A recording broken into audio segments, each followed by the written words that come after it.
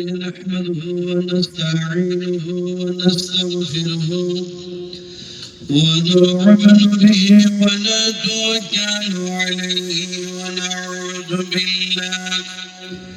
ونعوذ بالله من شرور أنفسنا ومن سيئات أعمالنا من يهده الله فلا مضل له ومن يضلله فلا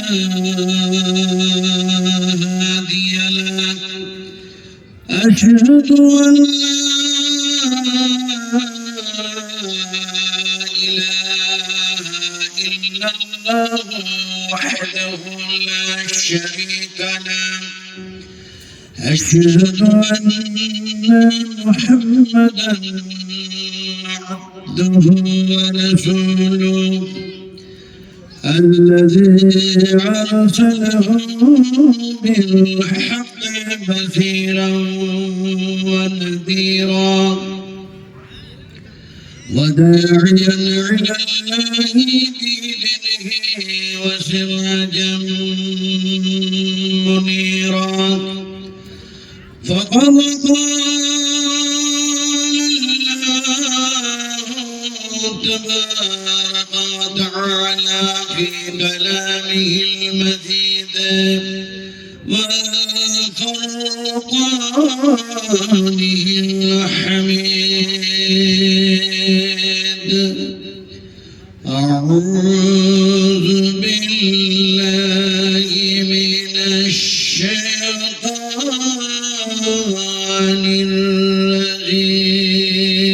الرجيم بسم الله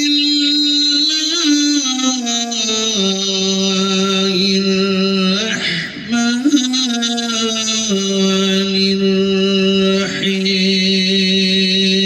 الرحيم إن الله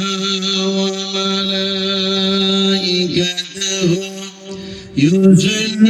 يصلون على النبي يا أيها الذين آمنوا صلوا عليه وسلموا تسليما اللهم صل على محمد وعلى آل محمد كما صليت على إبراهيم وعلى آل إبراهيم إنك حميد مجيد اللهم بارك على محمد وعلى آل محمد كما باركت على إبراهيم وعلى آل إبراهيم إنك حميد مجيد رب اجعلني مقيم الصلاة ومن ذريتي ربنا وتقبل دعائي ربنا اغفر لي ولوالدي وللمؤمنين يوم يقوم الحساب حبار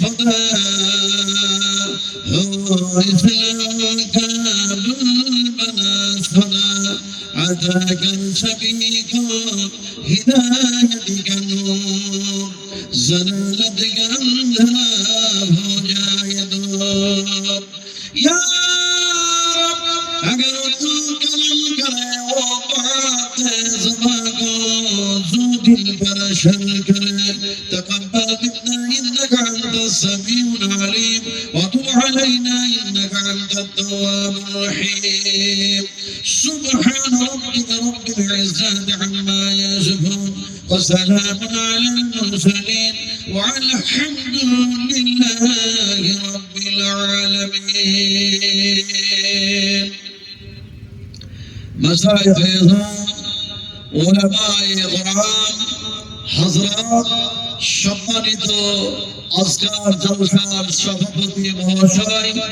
সামনে বসে থাকা শিক্ষিত জ্ঞানী গুণী বুদ্ধিজীবী ইসলাম দরদি ভাতৃবৃন্দ, পর্দার আড়ালের মা বোনেরা, সকলকে আল্লাহ সুবহানাহু ওয়া তাআলার দরবারে তার শুকরগুজার বান্দা হিসাবে আমরা একসঙ্গে একযোগে একত্রিত হয়ে আল্লাহ পাকের প্রশংসা করতে যাচ্ছি।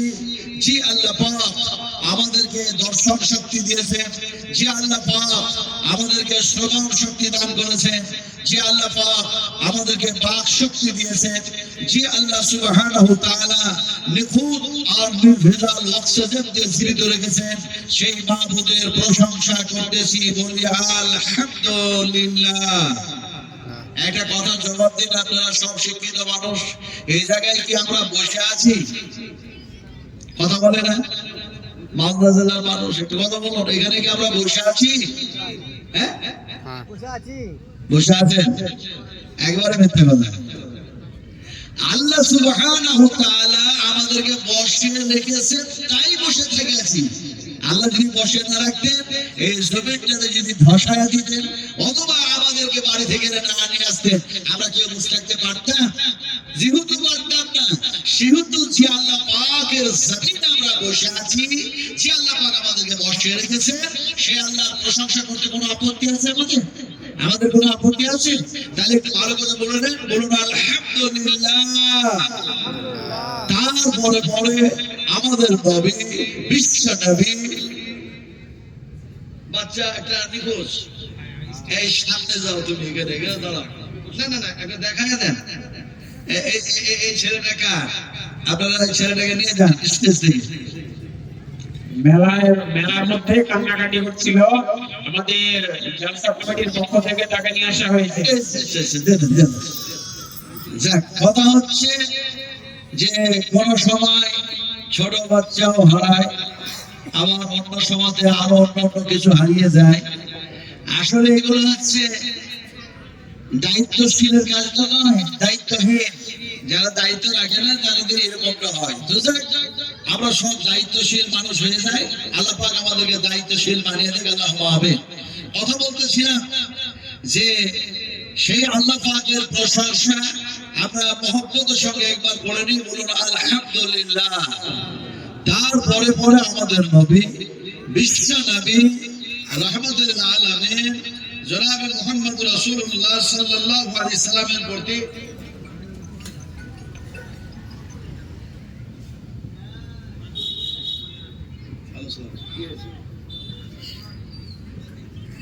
বলুন, কথা বলছেন ইনশাআল্লাহ, ইনশাআল্লাহ একদম মগরে নট বলছেন,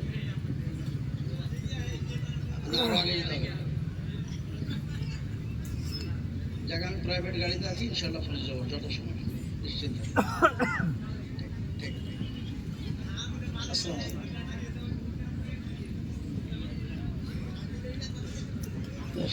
কি অবস্থা! বিশ্ব নবী মুহাম্মদ রাসূলুল্লাহ সাল্লাল্লাহু আলাইহি সাল্লামের প্রতি অসংখ্য অগণিত দরুদ ও সালাম অবতীর্ণ হয়ে যাক। সকলে বলি আল্লাহুম্মা আমিন। ভাই একটু জোরে সোরে মুহাম্মদের সঙ্গে বলুন আল্লাহুম্মা আমিন। বর্তমান এতক্ষণ পর্যন্ত বিভিন্ন উলামায়ে কেরাম, বিভিন্ন মুকাররির, বিভিন্ন লেকচারার, বিভিন্ন প্রফেসর, বিভিন্ন বক্তাগণ তেনাদের বিবৃতি আলোচ্য বিষয় আমরা শুনতেছিলাম।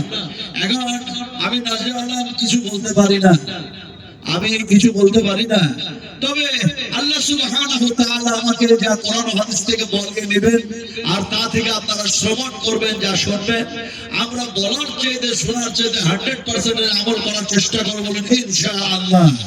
এটা যদি বলুন ইনশাআল্লাহ। এই ইনশাআল্লাহ যে বললাম, আমরা বুঝে বললাম না বুঝে? এই বুঝে বললেন না বুঝে? আসলে বুঝে যে কাজটা করা হয় সেই কাজটাতে ক্ষতি হওয়ার সম্ভাবনা কম থাকে। না বুঝেই যদি কিছু বলা যায় তাহলে ক্ষতি হওয়ার সম্ভাবনা 100% থাকে। ঠিক কিনা বলুন আপনারা? ফলে ইনশাআল্লাহ যে বললাম, তো বুঝে বললাম না বুঝে? কি বললেন ইনশাআল্লাহ? কি বুঝি ইনশাআল্লাহ যদি এতটুকু বুঝি যে আল্লাহ যদি চায়, এতটুকু যদি বুঝি, তাহলে এই বুঝাটা কিন্তু আনকমপ্লিট, অসম্পূর্ণ। বুঝতে হবে কি সম্পূর্ণ যদি বুঝতে হয় তাহলে এইভাবে বুঝতে হবে যে ইনশাআল্লাহ আমি যতবার পড়বো, যতবার বলবো, কোরআন তেলাওয়াত করা হবে। আর এটা হচ্ছে আল্লাহ পাকের ভাষা, আল্লাহ পাকের কালাম। রাসূলুল্লাহ সাল্লাল্লাহু আলাইহি ওয়াসাল্লাম বলেছেন, তুমি যতবার কোরআন তেলাওয়াত করবে নেকি পাবে। কোরআন শ্রবণকারী না কোরআন তেলাওয়াতকারী সমতুল্য নেকি পেয়ে যাবে। জোরে বলুন সুবহানাল্লাহ। ফলে আমাদের সেন্স, আমাদের বিবেক, আমাদের বিবেচনা, আমাদের বুদ্ধি, আমাদের জ্ঞান, আমাদের গরিমা সবকিছু যদি এরকম মানে ঐক্যবদ্ধ হয়ে একত্রিত হয়ে যদি দেখতো আর বলতো যে কোরআনুল কারীম পড়ছি, আল্লাহ পাকের কালাম বলছি, তাহলে ইনশাআল্লাহ করতে মানুষ দ্বিধাবোধ করতো না। কথা ঠিক না বেটি? কথা বলো। তাহলে আরেকবার জোরে বলেন ইনশাআল্লাহ। আরো ভালো করে জোরে বলুন ইনশাআল্লাহ। এখন আপনাদের সামনে আমি যে কোরআন থেকে আলোচনা করতে চাইছি, বিশ্বনবী মুহাম্মদ রাসূলুল্লাহ সাল্লাল্লাহু আলাইহি ওয়াসাল্লামের কথা হাদিস থেকে আলোচনা করতে চাইছি। আপনাকে দয়া করে জিজ্ঞেস করতে চাই, আর দয়া করে জবাবটা আপনারা দিবেন অনুগ্রহ করে। আমরা কি কোরআনের পক্ষে না কোরআনের বিপক্ষে? আস্তে করে কথা বলছেন, জবাব দিচ্ছেন না। গত পরশু রাত্রে বেলডাঙ্গার মাটিতে আমি ছিলাম, যে বেলডাঙ্গাতে আজকে সারা মুর্শিদাবাদের নেট বন্ধ করে দেওয়া হয়েছে। যে জায়গায় ছিলাম সেই জায়গাতেই মারপিট হচ্ছে। অসংখ্য অগণিত মানুষ, বিশাল এক প্যান্ডেলের আয়োজন করা হয়েছে। আমি সেখানকার প্রধান বক্তা। আলহামদুলিল্লাহ বেলডাঙ্গার মাটিতে আরো অনেক দাওয়াত নেওয়া আছে। যে জায়গাটা হচ্ছে বর্মা মোড়, সেখানেও যেন সেই মাদ্রাসারও আমার দাওয়াত আছে। আলহামদুলিল্লাহ আপনার ডিসেম্বর মাসের হয়তো সম্ভবত আপনার 16 তারিখে মনে হয় প্রোগ্রামটা আছে। তো সেদিন ছিলাম, পরশুদিন দেখলাম যে হুট করতেই কি যেন একটা শব্দ হলো, বম, পিস্তল, কোথা থেকে কি সব শুরু হয়ে গেল।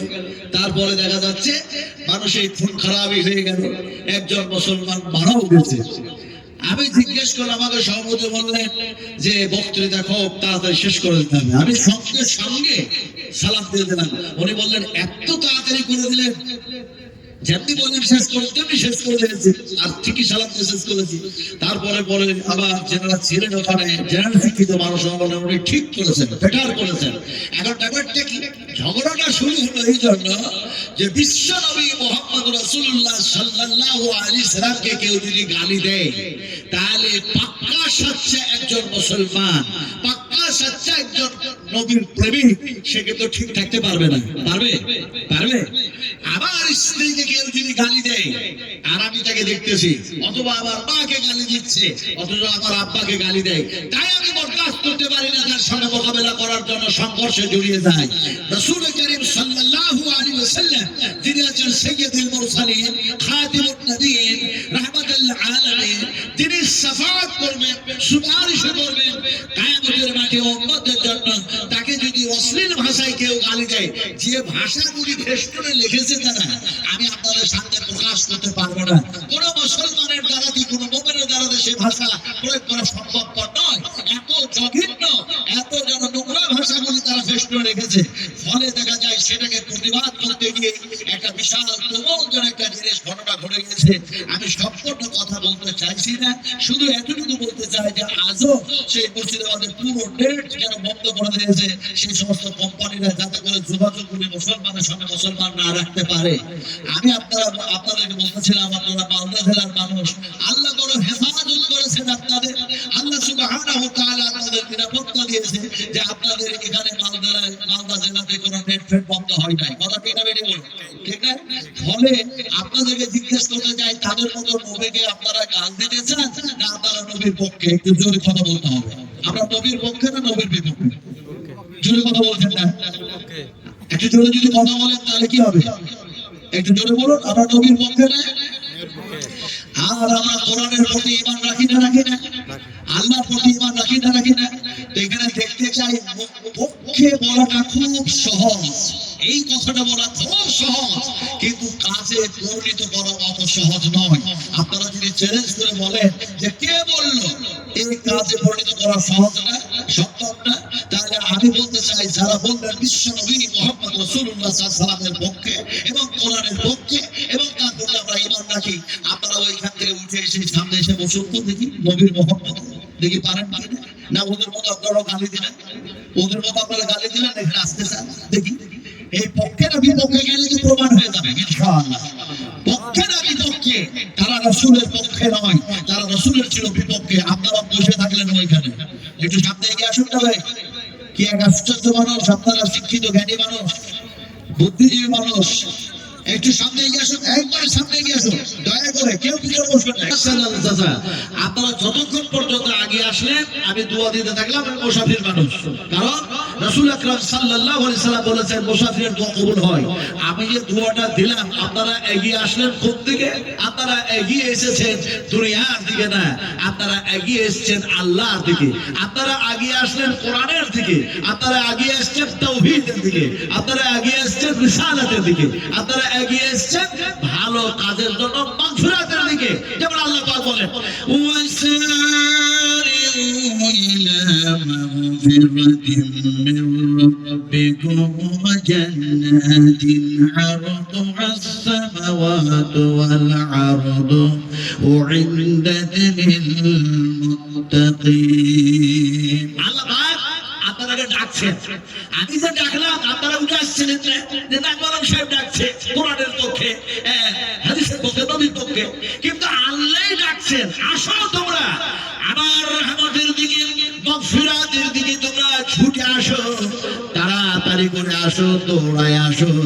আল্লাহ সুবহানাহু ওয়া তাআলা বলেন আমার রহমতের দিকে, মাগফিরাতের দিকে যখন তোমরা ছুটে আসবে, এই দিকে যখন অগ্রগামী অগ্রসর হবে, আমি আল্লাহ সুবহানাহু ওয়া তাআলা তোমাদের জীবনের ভুল ত্রুটিগুলি মার্জনা করে দেব, খণ্ডন করে দেব, মাফ করে দেব। আর কি করব? তোমরা নেককার হয়ে গেলে বলে তোমাদের জন্য সেই বেহেশত রেখেছি, যে বেহেশত হচ্ছে, যে জান্নাত হচ্ছে জমিনের চেয়ে বা আকাশের চেয়ে বেশি প্রশস্ত।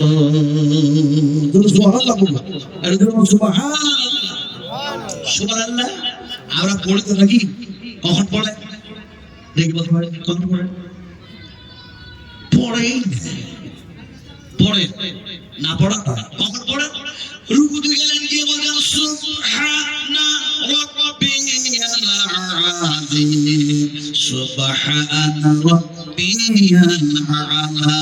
সিজদা গেলেন দিয়ে বললেন সুবহানা রাব্বিয়াল আ'লা। আবার রুকুতে বলেন সুবহানা রাব্বিয়াল আযীম। আবার যেন বলে থাকি সুবহানাল কুদ্দুস।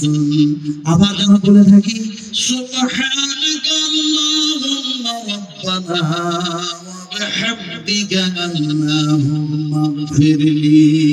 দুআটা করি কিন্তু বুঝে পড়ি না। যদি বুঝতাম এই সুবহানাল্লাহ শব্দটা আল্লাহ পাকের কালাম, আল্লাহ পাকের কথা, আর এটা কোরআনের মধ্যে যেন আল্লাহ পাক কোট করে দিয়েছেন, আমি সিজদায় পড়ে গেলাম, আল্লাহ পাক বলেন ওয়াসজুদু ওয়াখতারি, তোমরা সিজদায় পড়ে যাও, আমার নিকটবর্তী হয়ে যাও। রাসূলুল্লাহ সাল্লাল্লাহু আলাইহি ওয়াসাল্লাম বলেন বান্দা বান্দিরা যখন আল্লাহর সামনে সিজদায় পড়ে যায়, আল্লাহর বান্দার মধ্যে কোনো পর্দা থাকে না, ডাইরেক্ট একটা সম্পর্ক তৈরি হয়ে যায়। ফলে সিজদায় যখন বললেন আর বলছেন সুবহানাকাল্লাহুম্মা ইগফিরলি, সেই সময় তো আপনার মনের মধ্যে একটা ভয় শুরু হয়ে গিয়েছে, কাঁপুনি শুরু হয়ে গিয়েছে। হে পবিত্র, তুমি পাক আর আমি গুনাহগার, তোমার সামনে সিজদায় পড়ে যেন পাক হওয়ার জন্য বলে সুবহানাকা আল্লাহুম্মা রাব্বানা, হে আমার প্রতিপালক, তুমি আমাকে গুনাহ থেকে পাক আর পবিত্র করো। সুবহানাল্লাহ, সুবহানাল্লাহ। তাসবিহ আর সিজদার মধ্যে এতটুকু বুঝলেই শুধু হবে না, এরপরে কমপ্লিট যদি বুঝতে হয়, জানিয়ে বুঝতে হবে সুবহান الذي أسرى بعبده ليلا من المسجد الحرام إلى المسجد الأقصى আল্লাহ সুবহানাহু ওয়া তাআলা তিনি হলেন পাক, তিনি হলেন পবিত্র, আর তার হাবিবকে তার রাসূলকে রাতারাত যেন মিরাজ করায়া দিলেন। এবার তো কোরআনটা পড়ুন, একটু সবাই মিলে বলুন তো সুবহানাল্লাহ। আপনারা কি বুঝতে পানি নেন নাই নাকি? পেশাব করে পানি না নিলেও শরীরটা পাক থাকলে হবে। একটু যদি বললো সুবহানাল্লাহ। আল্লাহর পবিত্রতা বয়ান করলাম। আসল যে আল্লাহর পবিত্রতা বয়ান করলাম সেই আল্লাহ সুবহানাহু ওয়া তাআলা কোরআনুল কারীমের মধ্যে অসংখ্য কথা বলেছেন, তার মধ্যে এক জায়গায় বলছেন এমনি করে, হাজা বায়ানুল লিন্নাস। হাজা এই কিতাবের মধ্যে বায়ান মানে হলো আলোচনা, লিন্নাস বিশ্ব মানবের কল্যাণের জন্য আলোচনা। আল্লাহ পাক বলেন এই কিতাবের মধ্যে যা কিছু বলেছি সমস্ত মানুষের কল্যাণের জন্যই বলেছি। আপনারা বলুন তো, এখন এই যুগটা হচ্ছে আধুনিক যুগ, যান্ত্রিক সভ্যতার যুগ, এটা হচ্ছে সায়েন্সের যুগ, এটা হচ্ছে বৈজ্ঞানিকের যুগ, এটা হচ্ছে ঐতিহাসিকের যুগ, এটা হচ্ছে কম্পিউটারের যুগ, এটা যুগ হচ্ছে মোবাইলের যুগ। আপনারা বলুন মোবাইলে কি সব পাওয়া যায়? হ্যাঁ পাওয়া যায়। যুবকের একটু বলো, সব পাওয়া যায় তো? অ্যান্সার যা চাইবো তাই দিবে তো? কারণ আপনি তরুণ, আপনারা যুবক, শুধু আপনারা কেন বলবেন? আমার মতো একজন যেন আলেম, সেও যেন বলে যেন মোবাইলে সব আছে, সব পাওয়া যায়। मैं চ্যালেঞ্জ करता हूं, কখনোই না, কখনোই না। বৈজ্ঞানিকদের বলি, ও বৈজ্ঞানিকেরা, তোমরা এই যন্ত্র আবিষ্কার করে মানুষের হাতে হাতে তুলে দিয়েছো, ঠিক করেছো কি ভুল করেছো? অবশ্যই একদিন না একদিন ফাইসালা হয়েই যাবে। তবে তোমরা যেটা বলতেছো যে মোবাইলে সব কিছু পাওয়া যায়, আমি এটা জানলাম, ওটা বিশ্বাস করি না। ও আমার ঈমান মোটেও যেন একটু কোনো নাই। না থাকার কারণ কি শোনো, আল্লাহ পাক বলছেন আমি সমস্ত সবকিছু কোরআনের মধ্যে ঢুকাইয়া দিয়েছি, সবকিছু পেয়ে যাবে কোরআনে। আর ইহুদিরা যাতে করে এই মুসলমানদের ঈমান কোরআনের উপরে না থাকে, তার জন্য ঈমানটাকে ঘুরিয়ে দেওয়ার জন্য বললো এই মোবাইলে সব আছে, আর মোবাইলের মধ্যেই সব পাওয়া যায়। রাসূলুল্লাহ বলেছেন 70,000 ইহুদি এরা দাজ্জালে পরিণত হবে মুসলমানদের ঈমান নষ্ট করার জন্য। আর তারা নানা কিছু জিনিস আবিষ্কার করে তাদের হাতে তুলে দিবে। কোরআনের প্রতি ঈমান থাকবে না, মানুষের ঈমান যেন চলে যাবে সেইগুলির উপরে। এখন মানুষের ঈমান মোবাইলের উপরে এত চলে গিয়েছে যে এই মোবাইলে সব পাওয়া যায়, এই কথা যেন মানুষ বলছে। কি ডাক্তার, কি প্রিন্সিপাল, কি মাস্টার, কি যে প্রফেসর, কি ইঞ্জিনিয়ার, কি বৈজ্ঞানিক, সবাই বলছে সব পাওয়া যায় এর মধ্যে। আমি বলতে চাই যদি সব অ্যান্সার পাওয়া যায়, তাহলে আমি মোবাইল থেকে এক্ষুনি দেখতে চাই, পেতে চাই, এক্ষুনি অ্যান্সার পেতে চাই মোবাইলের মাধ্যম দিয়ে।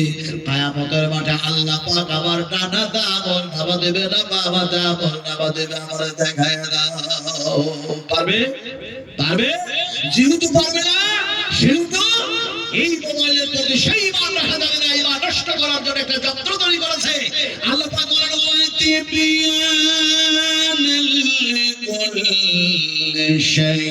আল্লাহ রাব্বুল আলামিন বলেন এই কোরআনের মধ্যে আমি সমস্ত সবকিছু যেন ঢুকাইয়া দিয়েছি।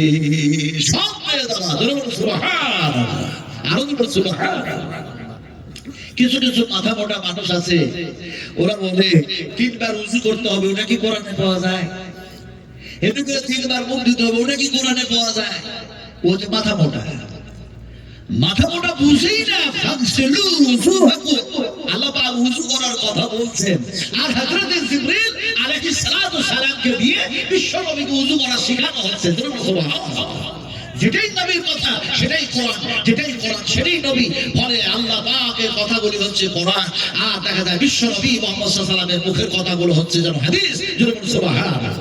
কিছু মাথা মোটা মানুষ ওরা এরকম কথা বলে, আমি সে ব্যাপারে একমত নয়। কোরআনের সব কিছু আছে, আমি সেই ব্যাপারে একমত। আল্লাহ বলছেন সব কথা কোরআনে আছে। এরপরে তোমার ওই মাথা মোটা পাণ্ডিত্য দেখাবার কোনো প্রয়োজন নাই। তোমার জ্ঞান তো যৎসামান্য জ্ঞান, আর পাণ্ডিত্য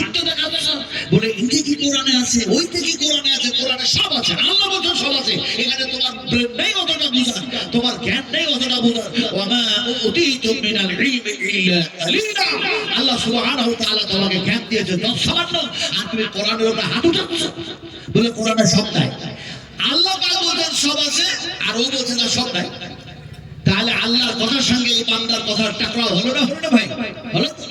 এখন আপনাদের বলতে চাই, এই আল্লাহর কথা নবীর কথাগুলি ভালো না খারাপ দেখি আপনারা বলতে পারেন কিনা? বান্দা জেলার মানুষ ভালো না খারাপ? সোজাসুজি প্রশ্ন করে সবচেয়ে ভালো কথা কার দেখি বলতে পারেন কিনা? যতবার জবাব দেবে নীরব না থেকে, চুপ না থেকে, মুখ বন্ধ করে না থেকে, এই জিভা আল্লাহ পাক দিয়েছেন শুধু তুমি গাল দিবে আর তুমি আমি কথা বলবে, এর জন্য জিভা তৈরি করে নাই।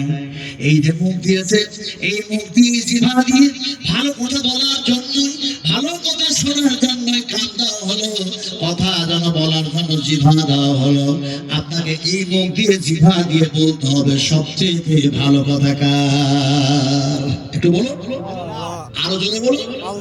এই যে আপনারা জবাব দিয়েছেন, এতে লাভটা কি জানেন? বিশ্বনবী মুহাম্মদ সাল্লাল্লাহু আলাইহি ওয়াসাল্লাম করছে, সাহাবা কিরামেরা এইভাবে বসে আছেন, আল্লাহর হাবিব যেন বললেন, আমি যা বললাম ফাইনতা বিকালামি, যে কথাগুলি বললাম তোমরা বুঝতে পেরেছো না পারে নাই? সাহাবীরা যদি বুঝতে না পারতেন বলতেন আল্লাহ আল্লাহ আল্লাহ ইয়া রাসূলুল্লাহ, আমাদের বুঝে আসে নাই। নবী আবার কথাটাকে একটাই করতেন, আবার রিপিট করতেন, আবার পুনরায় বুঝাতেন আর বলতেন এবার বুঝে এসছে না আসে নাই? সাহাবীরা বলতেন জবাবে, ইয়া রাসূলুল্লাহ আমরা বুঝেও গেলাম মেনাও নিলাম। সুবহানাল্লাহ, বুঝেও নিলাম মেনেও নিলাম।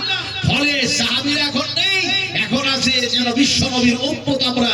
ফলে আপনাদের সামনে যখন প্রশ্ন করব জবাব দিবেন ওই আসহাবে হাদিস, সেই হাদিসের উপর আমল করা হবে। একটু জোরে বলুন সুবহানাল্লাহ। তো জিজ্ঞেস করছে একটু জোরে জবাব দেন তো, সাহাবা কিরামদের মতো সবচেয়ে ভালো কথা কার? আরো জোরে বলুন আল্লাহ। শুধু আল্লাহ। এই যে বুঝে নেন আল্লাহকে জিনিস বলুন তো, শুধু আল্লাহ না, ওখানে বলতে হয় আল্লাহ এবং আল্লাহ রাসূলের সবচেয়ে ভালো কথা। আর আল্লাহ যতবার বলবেন কোরআন তেলাওয়াত করা হবে, কোরআন তেলাওয়াত করা হবে, কোরআন তেলাওয়াত করা হবে। কারণ কোরআনের মধ্যে এসেছে আল্লাহুল্লাযী খালাকাস সামাওয়াতি ওয়াল আরদা ওয়া মা বাইনাহুমা ফি সিত্তাতি আইয়ামিন সুম্মা ইসতাওয়া আলাল আরশ মা লাকুম মিন দুনিহি মিন ওয়ালি ولا شفيع أفلا تتذكرون سبحان الله যতবার বলবে ততবার কোরআন তেলাওয়াত করা হবে। যেমন কোরআনের অন্য জায়গায় এসেছে আকুল হুয়াল্লাহু আহাদ আল্লাহুস সামাদ লাম ইয়ালিদ ওয়া লাম ইউলাদ ওয়া লাম ইয়াকুল লাহু কুফুওয়ান আহাদ।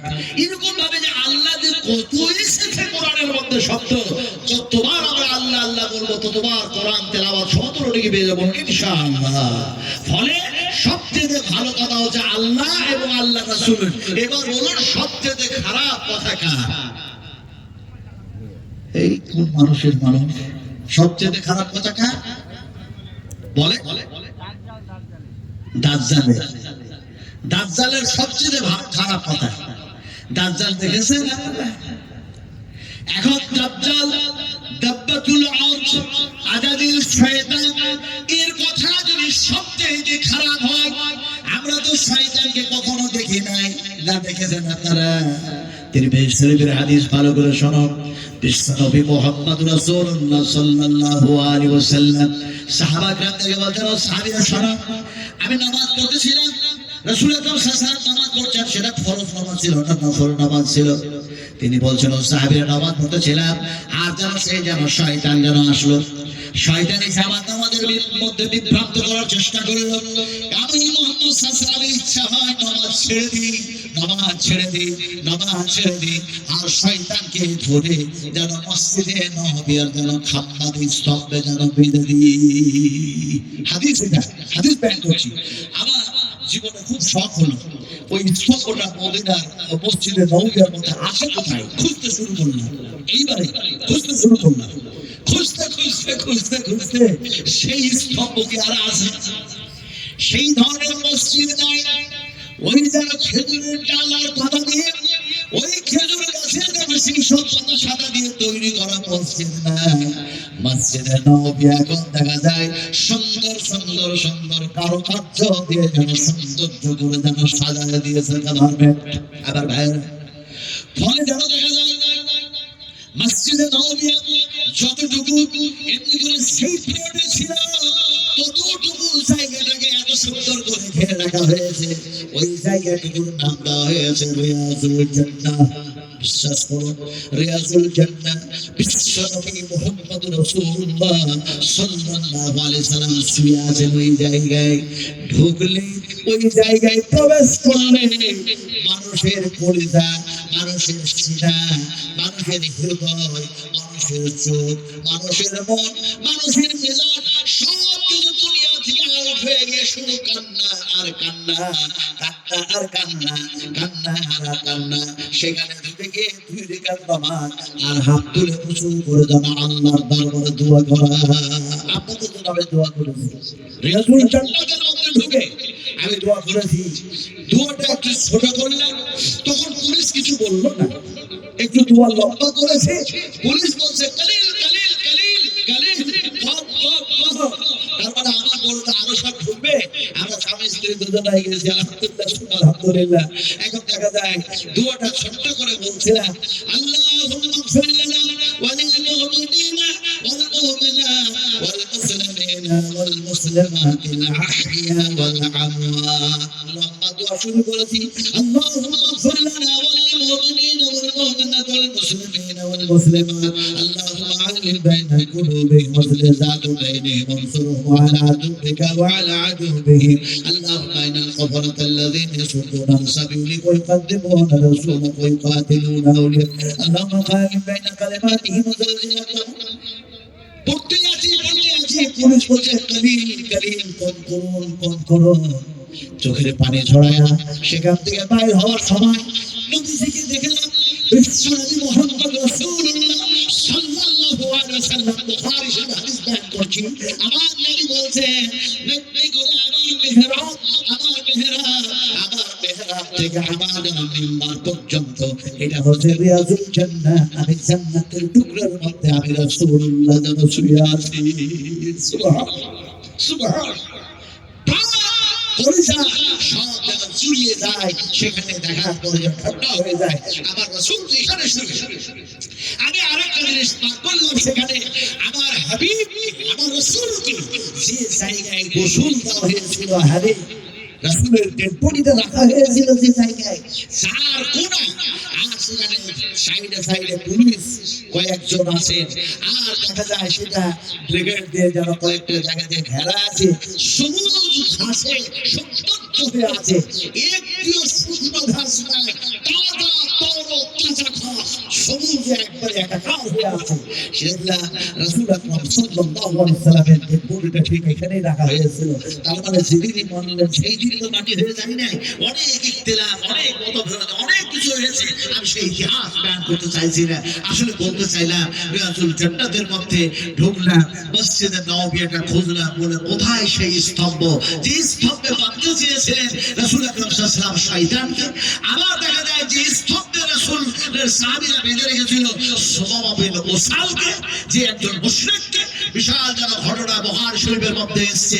আমি এত সময় হয়তো নিয়ে আলোচনা করতে পারবো না, সংক্ষিপ্ত আলোচনা করতেছি। এখন দেখা যায় বিশ্ব নবী বললেন, ও সাহাবীরা, আমার ইচ্ছা হয় এই স্তম্ভের সঙ্গে শয়তানকে বেঁধে দিই। সাহাবীরা বললেন, ইয়া রাসূলুল্লাহ, আপনি যদি মানতেন তাহলে ভালোই হতো। নবীজি বললেন, বাঁধলাম না, তার কারণ শোনো, আমার পূর্বে যত নবী এসেছেন, যত রাসূল এসেছেন, আল্লাহ পাক প্রেরণ করেছেন, সেই নবীদের মধ্যে একজন নবীর নাম হলো হযরতে সুলাইমান আলাইহিস সালাতু সালাম। ফলে যেন হযরতে সুলাইমান দোয়া করেছিলেন, ইয়া রাব্বাল আলামিন, আমাকে তুমি এমনি করেছি, আমার তাবে করে দিয়েছো, আমার সমস্ত সবকিছু তাবে করেছো, পিপিলিকা থেকে আবলা প্রাণী যত আছে তার ভাষা বোঝার জ্ঞান দিয়েছো। ফলে এই নিয়ামত আর কাউকে দিও না। কিন্তু আল্লাহ সুবহানাহু ওয়া তাআলা সমস্ত নবীদের গুণাবলীগুলি একত্রিত করে এক জায়গায় করে মুহাম্মদ রাসূলুল্লাহ সাল্লাল্লাহু আলাইহি ওয়াসাল্লামকে আল্লাহ পাক দান করে দিলেন। নবী যেন বললেন, সাহাবীরে আমি যদি চাইতাম বাঁধতে পারতাম, কিন্তু আমি বাঁধলাম না। হযরত সুলাইমানের দুয়ার দিকে লক্ষ্য করে তার সম্মান আর তার শয়তানের বাঁধলাম না। এখন এই কথাটা বিশ্ব নবী মুহাম্মদ সাল্লাল্লাহু আলাইহি ওয়াসাল্লাম বললেন, আপনাদের জানতে চেয়েছিলাম, আপনাদের কাছ থেকে শুনতে চেয়েছিলাম সবচেয়ে খারাপ কথাকার ফলে আপনারা বলেছেন যেন শয়তান। এবার দেখা যায় শয়তানের খারাপ কথাটা কেমন করে বুঝাবো আপনাদেরকে, বোঝায় যেন একটা এক্সাম্পল দিয়ে বোঝায়। কারণ এই যুগটাই হচ্ছে আধুনিক যুগ, মানুষ শুধু শুধু কোরআন বুঝবে না, একটু যেন উদাহরণ দিয়ে বুঝাচ্ছি, এক্সাম্পল দিয়ে বুঝাচ্ছি। আমার মায়েরা ভালো করে বুঝুন, আমার সোনা টুরা বুঝুন, আর পুরুষ মানুষগুলো বুঝুন। মেয়েদেরকে একটু ইঙ্গিত করলাম কেন, আমি যে যুক্তিটা ফিট করতে যাচ্ছি এর মধ্যে মেয়েদের কথা আসবে, ছেলেদের কথাও আসবে। এখন দেখা যায় যে সবচেয়ে খারাপ কথা কার, এটাকে বোঝাবার জন্য বলছি একটা প্যাসেজ, অনেক পুরাতন প্যাসেজ। অসুস্থ মানুষ, রোগাক্রান্ত মানুষ, এই রোগাক্রান্ত মানুষ এক ডাক্তারের কাছে গিয়েছে, গিয়ে বলল, স্যার আমি অত্যন্ত অসুস্থ মানুষ, একটু দয়া করে আমাকে ভালো করে ট্রিটমেন্ট করুন, কারণ আমি অনেক ডাক্তার দেখিয়েছি, আমার অসুখ সারে নাই, দয়া করে অনুগ্রহ করে আমার শরীরটা ভালো করে দেখুন যাতে করে আমি সুস্থ হতে পারি। ডাক্তার যেন তার প্রেশার মাপ করলো, তার উপর দিক থেকে সবকিছু দেখার পরে বললো যে তোমার যা শরীর দেখলাম তাতে কোনো কিছু প্রবলেম নাই, তবে ভিতরের পার্টসগুলো কেমন কি আছে এটাকে জানার জন্য তুমি অমুক দিন অমুক তারিখে মল আর মূত্র নিয়ে এসো, মল আর মূত্র নিয়ে এসো। এই বলে কিছু ওষুধ লিখে দিয়ে ডাক্তার তাকে পাঠিয়ে দিল বাড়িতে। এখন বাড়ি যাওয়ার সময় ওই পেশেন্টটা, রোগীটা মনে মনে বলছে, ডাক্তার তো ওষুধ দিল ঠিক, কিন্তু সাজেশন যে দিল যে মল আর মূত্র নিয়ে আসবে, তো মূত্রটা তো না হয় একটা বোতলে ভরে নিয়ে আসবো, কিন্তু মলটা হচ্ছে দুর্গন্ধ জিনিস, এটা আমি কিসে নিয়ে আসবো? এখন তাই চিন্তা ভাবনা করে বাড়ি যাওয়ার সময় ওই মাটির যে মিষ্টির ভাঁড়গুলো হলো, ওই মাটির ভাঁড় একটা কিনে বাড়ি নিয়ে গেছে। তোর স্ত্রী কি বলছে, আচ্ছা তুমি ডাক্তার দেখে দেখি এই মাটির ভাঁড়টা কেন কিনে নিয়ে আসলে বলো তো? তো পেশেন্টটা বলছে, মানুষটা বলছে, তুমি মহিলা, তুমি বুঝো না, ওসব বুঝো না, চুপ করে থাকো। বলি এত বড় তোমার সংসারের কাজ করি আর আমরা বুঝি না? আমি তোমার সব বুঝি না? কি বুঝি না? তোমার সব বুঝি। পেশেন্টটা বললো, তুমি বুঝো না, তুমি যদি বুঝতে তাহলে এই প্রশ্ন করতে না। তারপর মেয়েটা বুঝতে চাইছে না, সে বলল, আমি ছেলের মা হলাম, আমি তোমার সংসারে এত সবকিছু দেখশন করলাম, না বুঝেই কি করলাম, সব বুঝার পরেই করেছি। শেষ পর্যন্ত লোকটা ছিল যেন দেখা যায় শিক্ষিত মানুষ, তিনি বললেন, জানো তুমি যে বুঝো না এর দলিল কি জানো? বিশ্বনবী মুহাম্মদ রাসূলুল্লাহ সাল্লাল্লাহু আলাইহি ওয়াসাল্লাম তিনি যেন সমাজের মুআদুল মুমিনিন আয়েশা সিদ্দিকা রাদিয়াল্লাহু তাআলা আনহাকে বলতেন, আয়েশা রে তোমরা বুঝো না, তোমাদের বুঝ কম, তোমাদের বুদ্ধি কম। আয়েশা বলেন, ইয়া রাসূলুল্লাহ আমরা মহিলা, আমাদের বুদ্ধি কম, আমাদের বুঝ কম, এটা কেমন করে আপনি বলে দিলেন? আল্লাহ নবী বলেন, আয়েশা ভালো করে শোনো, পুরুষরা যদি সাক্ষী দেয় একজন দিলেই সাফিসিয়েন্ট হয়ে যায়, কিন্তু মহিলাদের ব্যাপারে দুইজন সাক্ষী না দিলে তাদের যেন সাক্ষী মানা হয় না। ফলে তোমাদের বুদ্ধি কম, তোমাদের বুঝ কম বলে যেন ডবল সাক্ষীর ব্যবস্থা আল্লাহ পাক ফায়সালা করে দিয়েছে। এখন মেয়েটাকে যখন ওই পেশেন্ট এমনি করে বললো, তো ওই স্ত্রী আর কিছু বলে না, বলে তোমার যা মন গেছে তাই করে, তো ঠিক আছে। এখন ঠিক একদিন দুই দিন যাওয়ার পর সেই তারিখ সেই দিন এসে টয়লেটে গেছে, টয়লেটে গিয়ে পেশেন্ট যা মনে মনে ভাবছে তাই তো, ডাক্তার তো বললো মল আর মূত্র আনতে, কিন্তু পরিমাণটা তো বলে দেয় নাই, একটু একটু করে নিয়ে এসো, এরকম তো বলে দেয় নাই। যদি বলে দিত এটা একটু নিয়ে আসো, তাহলে একটু একটু করে নিয়ে যেতাম, কিন্তু যদি আমি একটু একটু করে নিয়ে যাই আর ডাক্তার যদি বলে আর একটুকুর প্রয়োজন আছে, আমি পাবো কোথায়? তো এত টেনশনে পড়ার দরকার নাই। যতটা পেশাব হয়েছে বোতলে সম্পূর্ণ ভরেছে, আর যতটা পায়খানা হয়েছে সব যেন ওই মাটির ভাঁড়ে যেন ভরেছে। ভরার পরে এখন দেখা যায় ওই মাটির ভাঁড়টা মিষ্টির মতো করে বেঁধেছে পেপার দিয়ে, সুন্দর করে মুখটাকে বেঁধে দিয়েছে সুতলি দড়ি দিয়ে। এখন সকালবেলায় কম্পাউন্ডারের কাছে নাম লেখাতে হবে বলে এখন দুইটা জিনিস দুই হাতে ধরে ঝুলিয়ে নিয়ে চলে যাচ্ছে।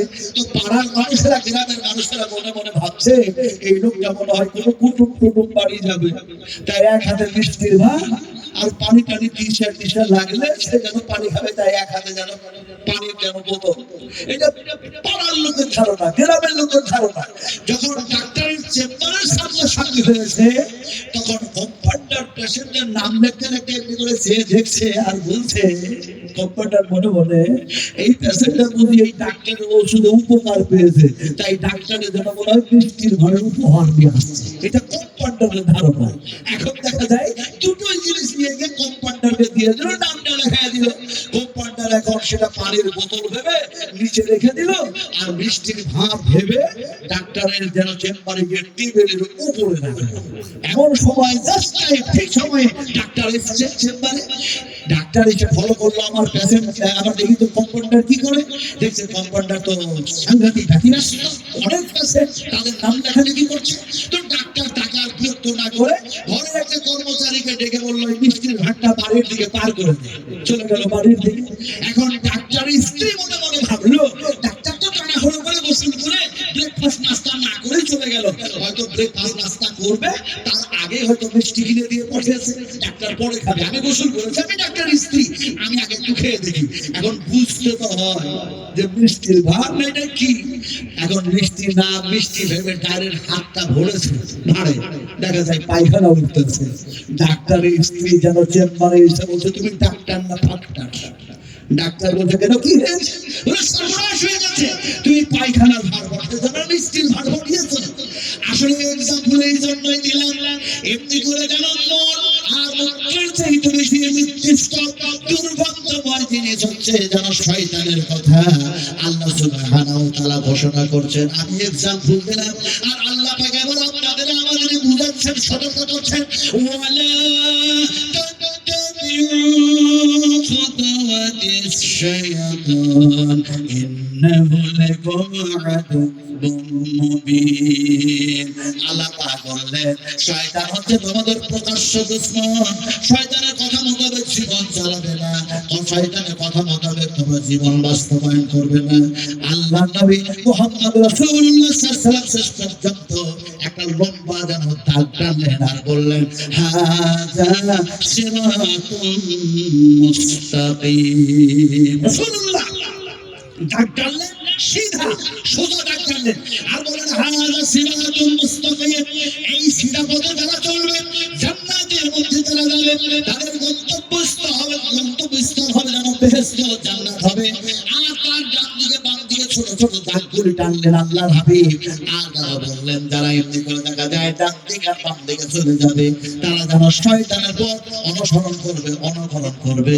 বিশ্বনবী বললেন খবরদার তোমরা ডান দিকে বাম দিকে যেও না, বরং তোমরা জীবনটা চালাবে সোজা পথে, আর সেটাই যেন হবে জান্নাতে যাওয়ার একটি সুন্দর পথ। আর এদিক ওদিকে যদি চলে যাও তাহলে সেটাতে জাহান্নামের মধ্যে নিয়ে চলে যাবে। ফলে রাসূল আকরাম সাল্লাল্লাহু আলাইহি সাল্লামকে আল্লাহ পাক যেন সর্বশ্রেষ্ঠ কিতাব দান করলেন, তার নাম হচ্ছে কোরআন। সেই কোরআনকে আজকে দেখা যায় এমনি করে ব্রিটেনের মাটিতে এই রিসেন্টলি আপনার এখন তো ফিলিস্তিন ইসরায়েলের যেন যুদ্ধ চলছে। আমি সব কথা বলবো না, কথাটা বলতেছিলাম যে সেই ব্রিটেনের মাটিতে কোরআনের পাতাগুলি ধরছে, ছিট টানছে আর ছিঁড়ে ছিঁড়ে পায়ের নিচে রাখছে আর পা দিয়ে রং করতেছে। এরা কত বড় বিয়াদব, এরা কত বড় নিষ্ঠুর, এরা কত বড় খারাপ, এরা কত বড় শয়তান মারদুদ যে কোরআন ক্ষতি করে না, কোরআন কাউকে ক্ষতি করে না, কোরআন কাউকে ক্ষতি করার জন্য আসে না, কোরআন আসছে মানুষের কল্যাণের জন্য। সেই কোরআনের পাতাগুলো ছিঁড়ে ছিঁড়ে পায়ের নিচে রাখতেছে। জোরে বলুন নাউযুবিল্লাহ, একটু জোরে বলুন নাউযুবিল্লাহ। আমার যারা সমবয়স্ক, যারা একটু করে বয়স্ক মানুষ আছে তারাকে ভাই বলি, আর যারা তরুণ যুবকরা আসো তাদেরকে ছেলে বলে বলছে আমার সোনার টুকরা শোনো ভালো করে, যদি আজকে আমরা ঘুমিয়ে থাকি, আমরা যদি জাগ্রত না হই, তাহলে খুবই মুশকিল আছে, সামনে দিনগুলো আরো কঠিন দিন যেন আসতেছে। আপনাদের বলি এখন ভারতের মাটিতে যেন নতুন কথা উঠেছে, মাদ্রাসা বন্ধ করবে। সুপ্রিম কোর্ট দেখা যায় এমনি করে দেখা যায় বলে দিল, আর যারা ভারতের দেখা যায় সেই কতগুলো খেপালালা আছে, এই পাগলেরা যারা বলে দিল যে প্রত্যেকটি রাজ্যের মুখ্যমন্ত্রীদেরকে অর্ডার দিল মাদ্রাসায় কোনো ধরনের সাহায্য আর সহযোগিতা করা যাবে না, মাদ্রাসাগুলি বন্ধ করে দিতে হবে। মাদ্রাসা যদি বন্ধ করে দেওয়া হয়, কোরআনের হাফেজ তৈরি হবে কেমনে, হাফেজা তৈরি হবে কেমনে, আলেম তৈরি হবে কেমনে, আলেমা তৈরি হবে কেমনে, যদি মাদ্রাসা বন্ধ করে দেয় আর কোরআন গুলিকে ছিঁড়ে ছিঁড়ে ছিঁড়ে ছিঁড়ে পায়ের তলায় কেন আটলান্টিক মহাসাগরে যদি ডুবে দেয়, তাহলে কোরআন থাকবে না, কোরআন শেষ হয়ে যাবে। থাকবে না, শেষ হবে। একটু জোরে কথা বলুন, থাকবে না, শেষ হবে।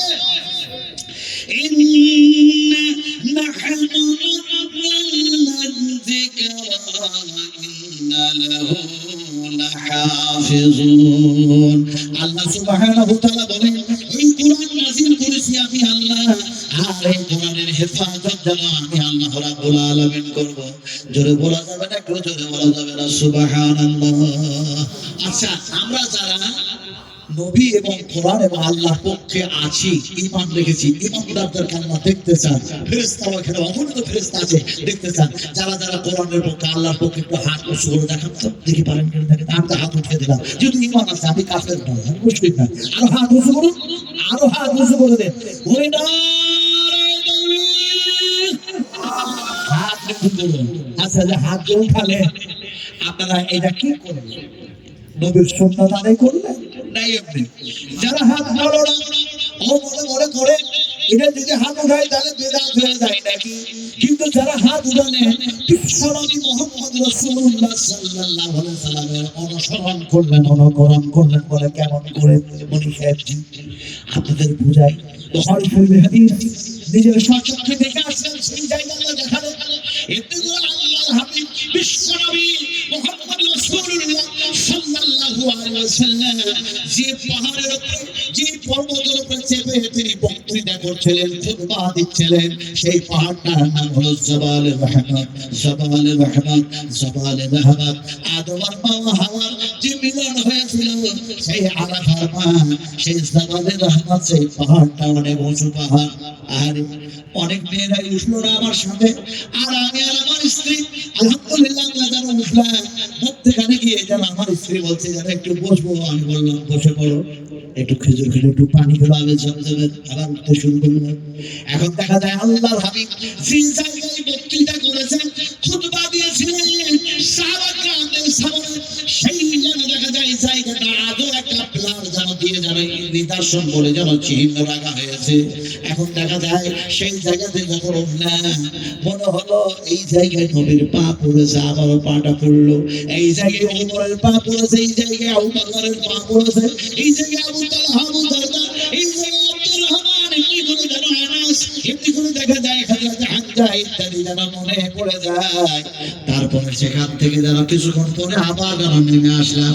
কিন্তু আল্লাহ নবী মুহাম্মদ সাল্লাল্লাহু আলাইহি ওয়াসাল্লাম যেই দিন ওই জায়গায় দাঁড়ায় বক্তব্য রাখছিলেন, সেইটা কেমন ছিল জানেন? হাদিস শরীফের মধ্যে এসেছে, হাসাতুল বিদআহ, হাসাতুল বিদআহ, হাসাতুল বিদআহ।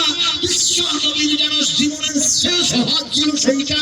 আল্লাহর হাবিব সেইখানে বক্তৃতা করতে করতে সাহাবারা বলেন, সাহাবীরা আমি মুহাম্মদ সাল্লাল্লাহু আলাইহি ওয়াসাল্লামকে আল্লাহ পাক যে দ্বীনের দায়িত্ব দিয়েছেন, সেই দ্বীন তোমাদের কাছে পৌঁছে দিয়েছি না দেই নাই?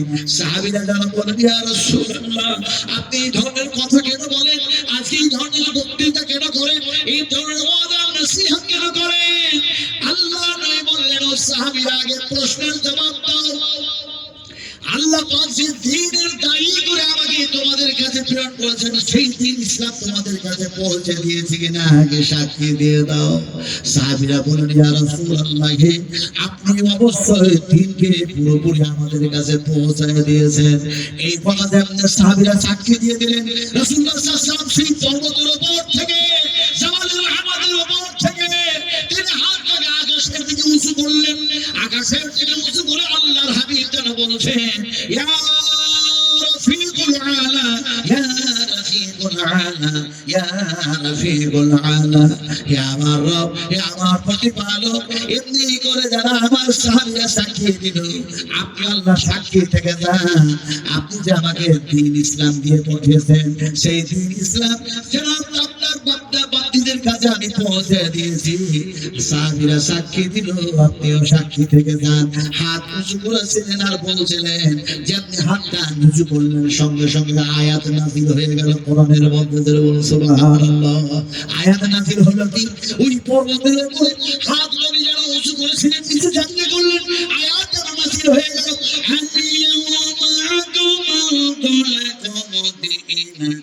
وأتممت عليكم نعمتي رضيت لكم الإسلام دينا سبحان سبحان আল্লাহ দিন ইসলামকে পরিপূর্ণ করে দিলাম, নিয়ামতকে পরিপূর্ণ করে দিলাম। আমি আল্লাহ তোমার প্রতি রাজি হয়ে গেলাম, খুশি হয়ে গেলাম, সন্তুষ্ট হয়ে গেলাম। নবীজি এই দিন যেন মুকম্মল করে দিলাম, কমপ্লিট করে দিলাম। আমার ভাইরা, আমার মায়েরা, আমার বোনেরা, আমার সোনারা, যারা হাত উঁচু করে বললেন আমরা নবীর পক্ষে, কোরআনের পক্ষে, আল্লাহর পক্ষে, অবশ্যই নবী হাত উঁচু করেছিলেন, সেই অনুসরণ করে আপনারা যেন সেই দিকে যেন হাত উঁচু করে দিয়েছেন। আল্লাহ যদি জিজ্ঞেস করেন ওই কোরআনের মজমায় বসে থাকতে থাকতে হাত তুই কেন উঁচু হয়েছিলি, আল্লাহ যদি প্রশ্ন করে হাতকে, তাহলে হাত জবাব দেবে না, দেবে না? এই দিবে না, দেবে না? কি কথা বলো? দেবে না, দেবে না?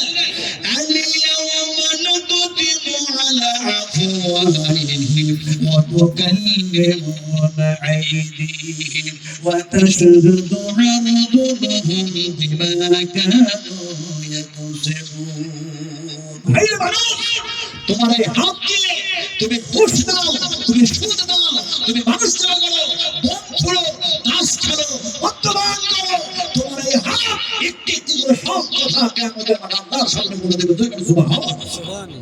আমার ভাইরা, সোনার তুলনা কথা বলতেছিলাম, বিশ্ব নবী মুহাম্মদ রাসূলুল্লাহ সাল্লাল্লাহু আলাইহি ওয়াসাল্লামের আমরা উম্মত। আমাদের কৃষ্টি কালচার, আমাদের আখলাক, আমাদের তহজিব, আমাদের তামাদ্দুন হবে সবচেয়ে উত্তম, সবচেয়ে উৎকৃষ্ট, সবচেয়ে বেস্ট, সবচেয়ে বেটার। যেহেতু রাসূলের আখলাক ছিল সবচেয়ে উত্তম। ইন্নাকা লাআলা খুলুকিন আযীম।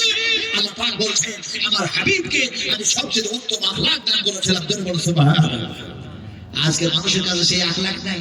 পিতা মাতার হক আদায় করে না, স্ত্রীর হক আদায় করে না, এমনি করে প্রতিবেশীর হক আদায় করে না, বেপরদায় চলতেছে, মদ্যপান জেনায় মানুষ মত্ত হয়ে যাচ্ছে। সবাই না হলো আকসার মানুষ, অধিকাংশ মানুষ এই অন্যায় কাজে যুক্ত আছে। আসলে আপনারা বলুন আমার ভাইরা, আজকে আমরা কোন জায়গায় গেছি, আজকে কোন জায়গায় চলে গেছি? কোরআন ছেড়েছি, হাদিস ছেড়েছি, নবী ছেড়েছি, আল্লাহ ছেড়েছি, মসজিদ ছেড়েছি, ইসলাম ছেড়েছি বলে আজকে এত লাঞ্ছিত, এত ঘৃণিত, এত পদদমিত, এত লাঞ্ছনা ঘটনার পাত্র হয়েছি। একটা কথা বলি, আমরা যদি কোরআনের উল্টা চলি তাহলে আমাদের পরিণাম কি হবে? পরিণাম কি হবে? উল্টা একটা কথা বললাম, উল্টা ভাষা আমার বুঝতে পেরেছেন তো ভাই? যুবকেরা উল্টা বুঝেন তো নাকি আপনারা? আচ্ছা যখন বুঝে বলুন তো উল্টার বিপরীত কি? এই দেখো, উল্টার বিপরীত জাহান্নাম। বুঝে আমরা যে জাহেল বলে দিলে উল্টা বিপরীত হচ্ছে জাহান্নাম। এখন দেখা যায় উল্টাটা আমি বুঝাই আপনারাকে, আর আল্লাহ বুঝাচ্ছেন কোরআনের ভিতরে। দুইটা জিনিস আমি কিভাবে বুঝাচ্ছি? এইটা হলো একটা রাস্তা, এইটা হলো একটি পথ। এই পথ দিয়ে দেখা যায় একটি যেন দেখা যায় 18 চাকা অথবা 22 চাকার একটা লরি যাচ্ছে, একটা ট্রাক যাচ্ছে। এই লরিটাকে ধরে, ট্রাকটাকে ধরে উল্টায় দেন, চাকাগুলো উপর দিয়ে করে দেন, বডিটাকে নিচু দিকে করে দেন, পৃথিবীর সমস্ত ড্রাইভার গুলোকে একত্রিত করুন, দিয়ে আপনি বলুন ও ড্রাইভারেরা তোমাদের যত এক্সপেন্স আছে, যত যোগ্যতা আছে, অভিজ্ঞতা আছে সব লাগায়া দাও, উল্টা গাড়িটা একটু চালায়া দেখাও। চালাতে পারবে? পারবে? পারবে না। আমার যুবক তরুণ বলতে পারবে না, হাতে ইশারা করে বলতে পারবে না। আল্লাহ সুবহানাহু ওয়া তাআলা যেন বলছেন শোনো, আফামান ইয়ামশি মুকিম্মান আলা وجهه أحدا أمن يمشي سويا على صراط مستقيم একটু অপেক্ষা করুন আমি আপনাদের সামনে একটা কোরআনের আলোতে পরিবেশ তৈরি করছি আমি হাদিস এত লম্বা লম্বা হাদিস বয়ান করবো আপনাদের সামনে হয়তো জীবনেও শুনেছি কিনা একটা নতুন হাদিস বয়ান করবো ইনশাআল্লাহ একটু অপেক্ষা করতে হবে এখন দেখা যায় এমনি করে যেন আল্লাহ পাক বলছেন যে যারা কোরআনের উল্টা চলবে আমি কিয়ামতের মাঠে তাদেরকে উল্টায় দেব উম্মাহাতুল মুমিনিন মা আয়েশা বলছেন ইয়া রাসূলুল্লাহ মানুষগুলি সোজা হয়ে চললো দুনিয়ায় জমিনে দেখা যায় পায়ের উপরে ভর দিয়ে চললো এই মানুষগুলি কেমনে দেখা যায় উল্টো করে দেওয়া হবে মুখের উপরে ভর দিয়ে তারাকে আল্লাহ পাক হাঁটায় দিবে চালায় দিবে